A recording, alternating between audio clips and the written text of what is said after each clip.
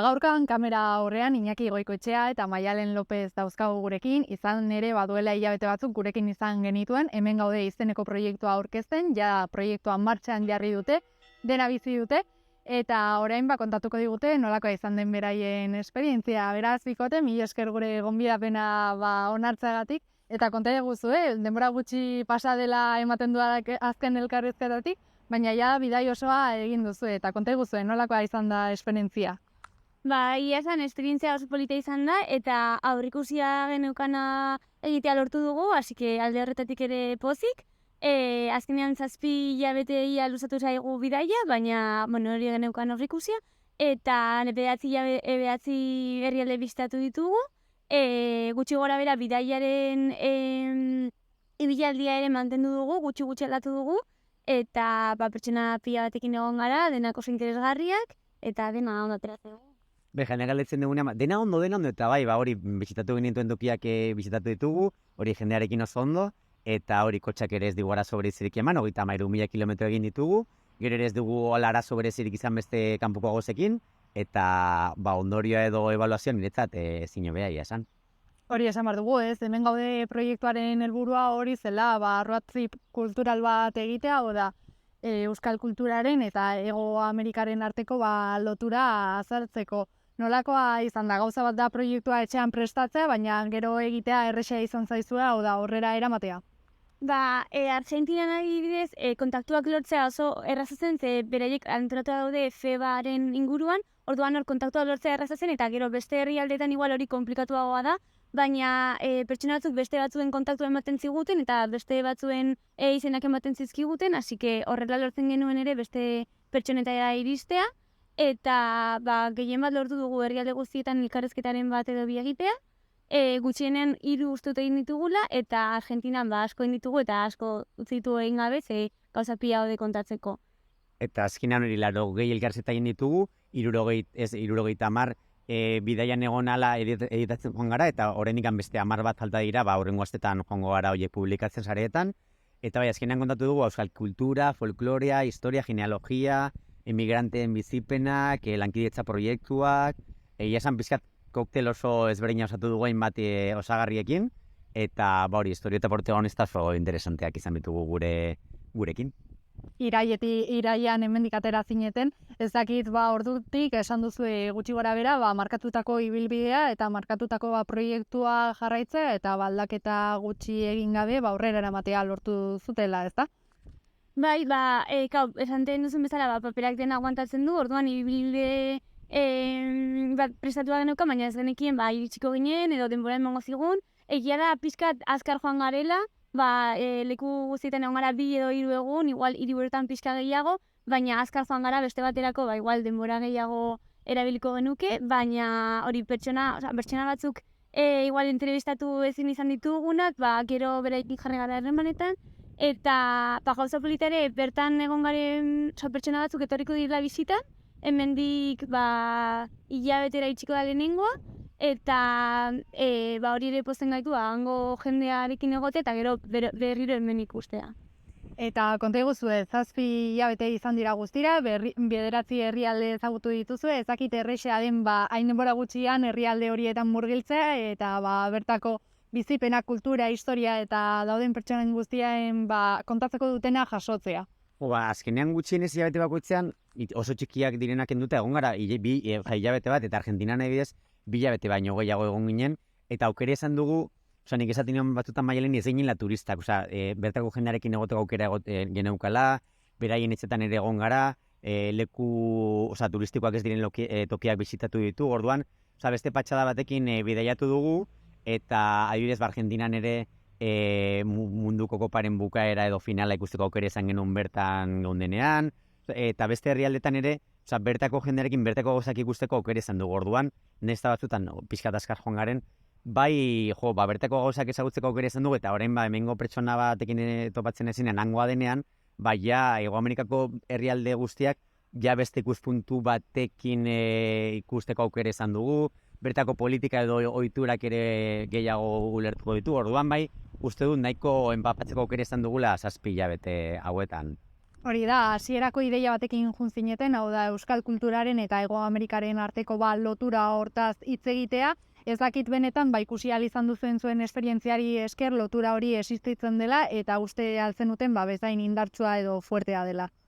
Beti komentatzen dugu, hasiera batean junginela makatxinera Euskal Astea ospatzen zelako, eta bertan, nahiz eta espero duzun gauza asko ikustea beti hori bidera mar. Osea, aurkitzezuna beti da espero duzuna baino gehiago. Eta gero beste herrialdeetan ere, ez genuen igual asko espero ez daudelako euskaldun, hainbeste euskaldun, baina ere topatu ditugu loturak, inkluso Kolonbian ere dauzkate ohitura batzuk, lotura daukatela hemengo ohitura batzuekin, eta hori ere konprobatu izan dugu.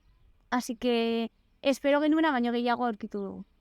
Hori da, eta konta iguzue, ez dakit lotura horien artean, bereziki Irunekin lotura duten elementuak, izenak, pertsonak edo topatzea lortu aldo zuen. Santiago de Txilen gondenean, batean kaletikan gindua zela, ikusi genuen Endaia kalea, eta zengun Endaia badago, Endaia neko txikia dela, ian beste izen euskaldun ere egongo dira, eta seginen ikertzen, eta Santiago de Txilen 200 kale daude euskal izena dutenak, eta horien artean Irun kalea, orduan Irun kalea ikustera joan ginen, gero ere Irun etxe bizitza multzo bat edo residentzia bat ere Irun izena zeukan, hotel bat ere ikusi genuen, eta gero Treleun geundenean dela Argentinako erdialdean kostaldean, ez dela leku turistiko bat, baina bertan euskal etxe bat dago, beraiekin euskara eguna ospatzera joan ginen, eta batean ikusi genuen omenaldi bat egiten zirotela, Irun deitzen zen gizon bati, eta berarekin hitz egiteko aukera izan genuen, eta zen 37an jaiotako gizon bat, Irun bombardatu eta errezuten urtean, Gerra Zibilean, edo 36an, urte bat gora, berak ere ezaukan oso argi, eta Irun izena zukan horri esker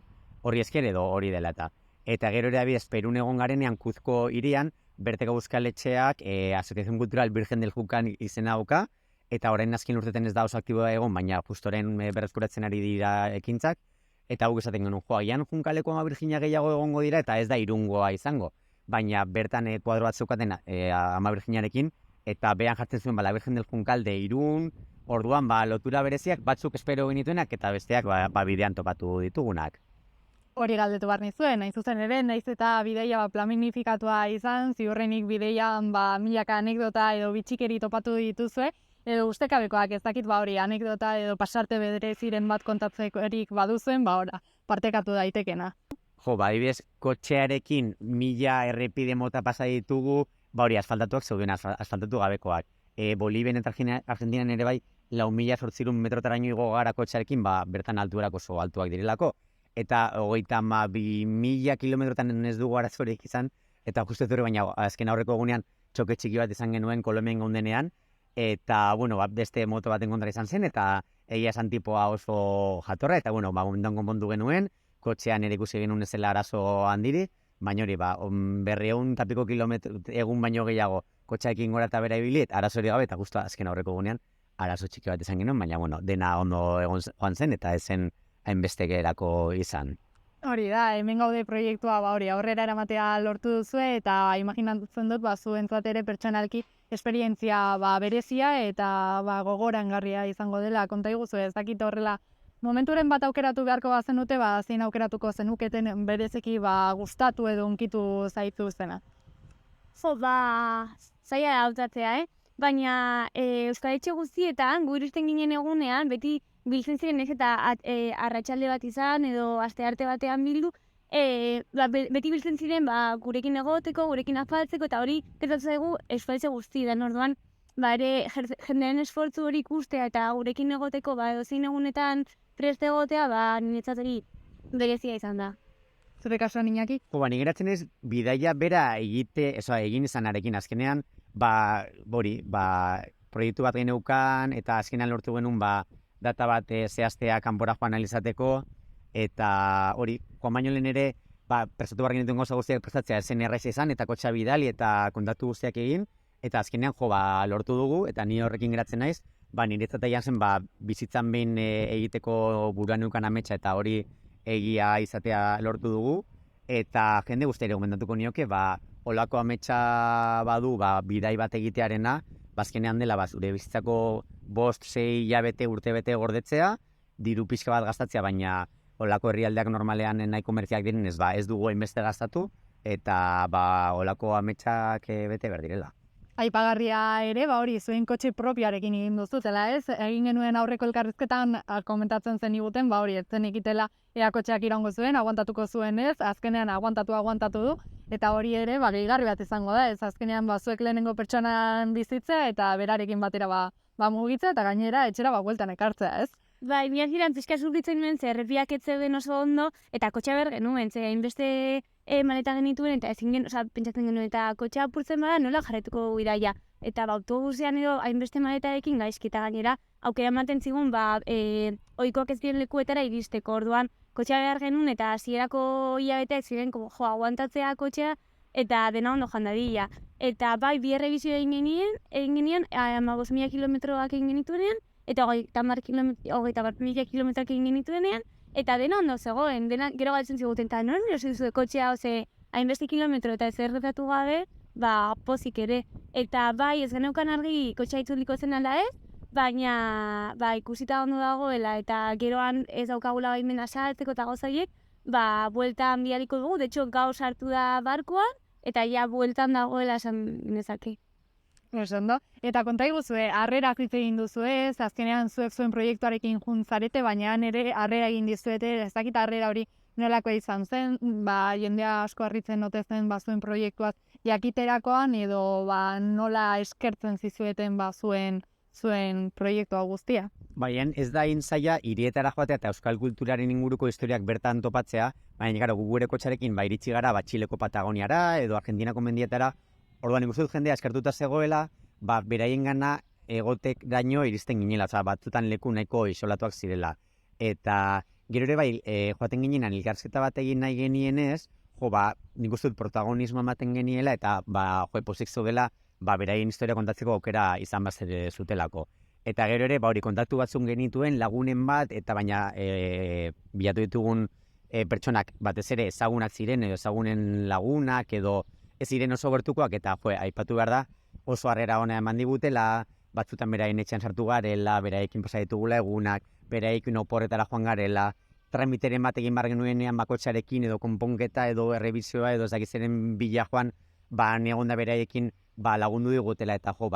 hausnartzekoa ere bada, han oso irekiak direla eta hemenen baino irekiagoak eta goxoagoak edo beroagoak, eta orain etortzen direna bizitan hori guztia itzuli beharko diegula, zapozik itzuliko diegula, baina hori, hausnartzeko han gu baino irekiagoak direla orokorrean. Bueltan zaudete jara Irunen, orain hemen zaudete, baina konta iguzue proiektua ez da hemen amaitu, ez? Ia da, aurkezpenak egiten ari zarete eta zuek bizitako guztia partekatzen ari zarete, hori ere garrantzitsua izango da, ezta? Bai, egin genuen aurkezpen bat, iritsi eta egunetara Intxaurrondon, eta gero elkarrizketa batzuk, eta gehatzen zizkigu hori elkarrizketa batzuk editatzeko eta publikatzeko oraindik, eta gure asmoa da hori, jarretuen baten batea proiektu hori, ezakigu oraindik nolakoa izango den, baina etortzen direnekin, edo saiatuko gara hori ere kontatzen, eta ikusiko dugu ere ze jarraitzen eman proiektuan. Eta azkenean, orain arte euskal diasporaren historiak kontatu dira gian literaturan, edo interneten, edo sare sozialetan ez da inbeste kontatu, orduan gure helburua zen sare sozialen bitartez kontatzea, eta orain bidaiaren aitzakiarekin baitzaldiak edo jarduerak egitea, eta hori egitera joaten garenean euskal kulturaren eta euskaldunen historiak ere kontatzea pixkat hori ere sartzea, berezi dutelako han egiten duten esfortzua handia delako euskal kultura eta euskara eta dantzak eta musika hori bizirik mantentzeko, eta merezi dute beraien historioak kontatuak izatea. Horixe da, gu hemen bertan bizi gara, eta askotan agian ez dugu baloratzen inguruan dugun guztia, ez? Hizkuntza, kultura, dena ohiturak, ez? Azken finean. Zuek nabaritu duzue hango jendeak benetan prezio egiten diela euskal kulturarekin lotura duten gauzei? Bai, asko egon dira hemen, eta beste, egonez direnak etorri nahi dute, eta etorri direnak berriro etorri nahi dute, orduan, asko gustatzen zaie hemengo kultura, hemengo lekuak, eta orduan guk ere hemendik joaten garenez, bez gehiago ematen digute edo sentitute olako harremana, orduan horrek ere lagundu gaitu hango pertsonen gana iriste. Euskal etxe batzuk ia 150 urte dituztela, orduan ez dela atzoko konturen bat. eta ara joaten zara, eta ikusten duzu liburuak, aretoak, frontoiak, osea, ze instalazio eta ze dantza talde, mintza praktika ez dakiz zer, osea, zenbat lan egiten dute, euskara eta euskal kultura mantentzeko, eta benetan, nik ere bestele hainbat lekuetan esan dut, euskal kultura mugitzen den jendeak, bizitzan behin esfortza egin marko luke, ara joatera, batez ere Argentina, Uruguai, Txilen, herrialde horietara, eta bertatik bertara ikusi zenbat lan egiten duten, eta nola familia eta pertsona batzuentzat Euskal Etxe inguruan gertatzen dena beraien bizitzaren parte nagusiena dela. Orduan hori oso polita da eta merezi du bertara joatea eta zuzenean ikusi ahal izatea. Eta elkarrizketarekin amaitzeko konta iguzu, bidai honen bigarren parterik egitea pentsatu duzu da, esan diguzu bidean oraindik ikusteko gauza asko gelditu zaizkizuetela, ez dakit ideia hori duzuen buruan edo da horretan pentsatzen hasi altzareten. Ja, beti komentatzen dugu, etzuli garela, ez dakigu noiz, segurazki ez da horren urtean izango, baina niri itzultzea gustatuko litzaidake hori ikusi ditugun lekuetara itzuli eta ikusi ez ditugunetara ere. Orain urrengo bidaia Anberes ere izango da, gure kotxea bertara itxiko delako, eta gero momentuz udan egingo ditugu horrela opor txiki batzuk, eta ikusiko dugu aurrerantzean beste horrako bidaiaren bat egiten dugu. Ja, tenengo zer proiektu itxi behar dugu hori bide batzu ditu editatzeko, gero orain eta udazken ere hitzaldi gehiago izango ditugu, orduan, hori guztia pixkat itxi, eta, Irunen ere ondo gaude, ez dela bidea bukatu da, baina hemen ondo gaude, eta, gure familiarekin egon, lagunekin egon, pixkat aurretik genukan bizitza guztia berreskuratu, eta ja pixkat hori guztia ja lur hartzen dugunean eta dena ordenatu dugunean, pentsatuko dugu zein den gure hurrengo bidaia. Primeran bikote, esandako guztiarekin geldituko gara, orduan, mila esker guztiarengatik. Mila esker zuei. Zuei.